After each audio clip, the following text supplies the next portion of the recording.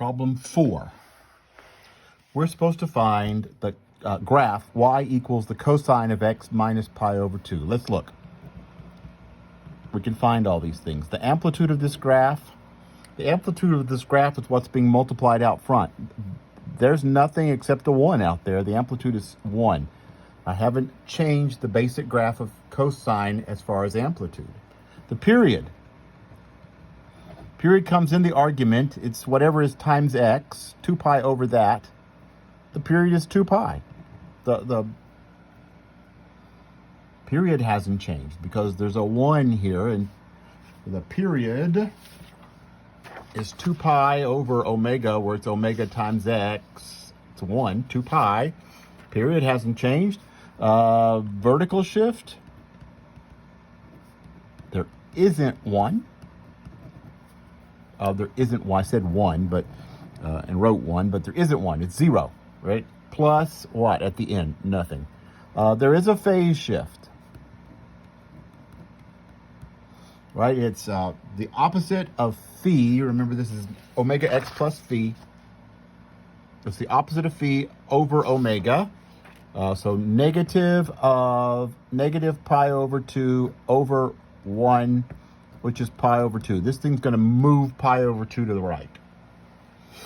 So how are we going to do this? We know, let me go through these points again. I would like the argument, I'm going to use A for argument.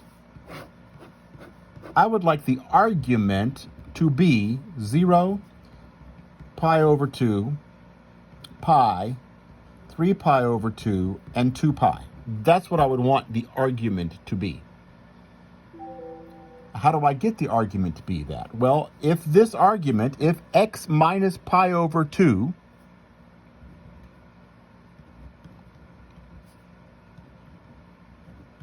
I want to find the x so that the argument, which is x minus pi over 2, turns out to be 0, or pi over 2, or pi, or 3 pi over 2, or 2 pi.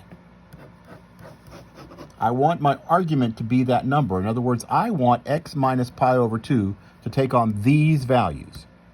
Those are nice values to put in the argument. So if I want my argument to be x minus pi over 2, that means I want my argument should be x minus pi over 2. That means if I add pi over 2 to both sides, a plus pi over 2 is x. That means my x value needs to be that special argument value plus pi over 2. So let's just go through and add pi over 2 to each of these. Pi over 2, pi, 3 pi over 2, 2 pi plus, this is 5 pi over 2. So if x is pi over 2, this is the value of x. If x is pi over 2, then my argument is pi over 2 minus pi over 2, that's 0.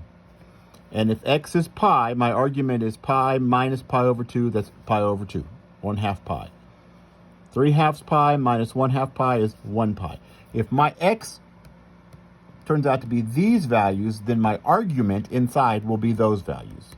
And then I would find the cosine of x minus pi over 2. What would that give me?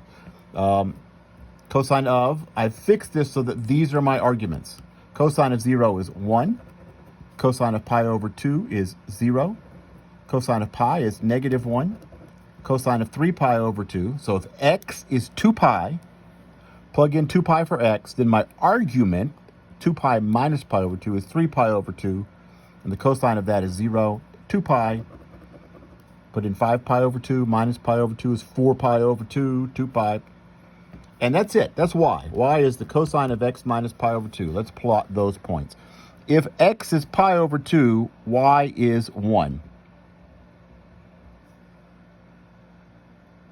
Not the argument. I'm not plotting the argument. I'm plotting the x, y. Right? This is x. This is y. Pi, 0. 3 pi over 2, negative 1.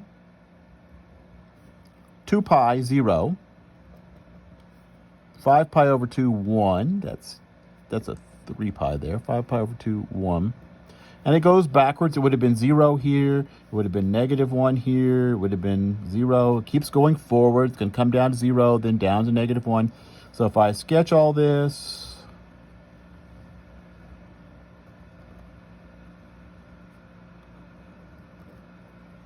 that's the graph of y is the cosine of x minus pi over 2. I would like for you to compare that with the graph of y equals sine of x. Notice the sine of x starts here, goes up, comes down. This is the same. These two graphs are the same. We've always felt like they were the same graph, just shifted a little bit. Now we know it for certain.